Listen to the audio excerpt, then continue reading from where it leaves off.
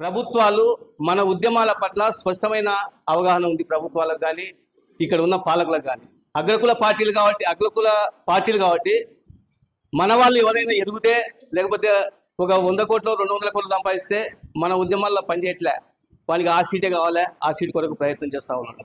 ఇది మోసపూరితమైన కుట్రపూరితమైన బీసీల్లో ఒక అంతర్గతంగా ఒక చర్చ జరగాలి. యాక్చువల్గా ఇది మన ఉద్యమం, మన స్థానం మనకు ఏది ప్రభుత్వం ఏర్పాటు చేసే రాజ్యాంగంలో మనం ఉంటే మనకే పర్సెంట్ వస్తుందనే ఆలోచన ఎదిగిన బీసీల్లో ఎవరైతే ఉన్నారో పార్లమెంటుకు దగ్గరకు పోయే వాళ్ళు వీళ్ళంతా ఉన్నారో వాళ్ళు ఆలోచన చేయాలా. మనలాంటి ఉద్యమకర్తలకు సపోర్ట్ చేయాలి. అది సపోర్ట్ చేయట్లే. ఎందుకంటే సపోర్ట్ చేయకుండా కొన్ని కులాలు మన ఆంధ్రప్రదేశ్లో కానీ ఇతరత్ర కులాలు కొన్ని ఎదిగిన కులాలు ఉన్నాయి. దీంట్లో బీసీలలో ఒక 100 కోట్లు 200 కోట్లు సంపాదించుకొని వాళ్ళ చుట్టూ తిరుగుతూ ఉన్నారు. ఈ బీసీ ఉద్యమాల చుట్టూ తిరగట్లే.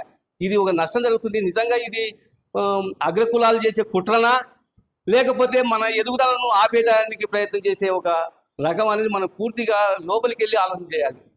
ఇక్కడ మన కర్నూలు జిల్లాలో ఒక 200 కోట్లు 300 కోట్లు సంపాదించిన ఒక బీసీ ఏం చేస్తాడంటే ఆ తెలుగుదేశం పార్టీ వైసీపీ తొక్కల పార్టీలు అవన్నీ ఉంటాయి కాబట్టి ఆ పార్టీలోకి జాయిన్ కావడానికి చూస్తున్నాడు. మొత్తం ఆ కులమంతా నాకు పని చేయాలని ప్రయత్నం చేస్తూ ఉన్నాడు. ఇది కొంత మన ఉద్యమాల్లో ఒక కుట్ర జరుగుతూ ఉంది. అది అగ్రకుల కుట్రని అని అనుకుంటున్నాం. ఈ భావనను తొలగించడానికి ఉన్న బీసీలు ఎవరైతే ఉన్నారో చదువుకున్న వాళ్ళు కానీ ఇతరత్ర ఉద్యోగాల్లో ఎవరైతే ఉన్నారో వాళ్ళు ఈ ఉద్యమాలకు సపోర్ట్ చేయాల్సిన అవసరం ఉందని తెలియజేస్తున్నా.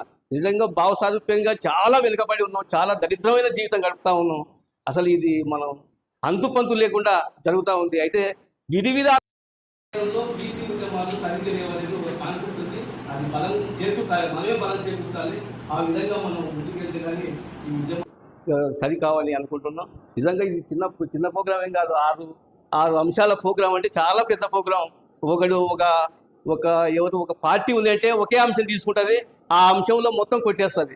మనం 6 అంశాలు రాసుకున్నాం, దాంట్లో ఒక్కటి కూడా నెరవేర్చలేక మనం బలహీనంగా ఉన్నామని తెలియజేస్తున్నా.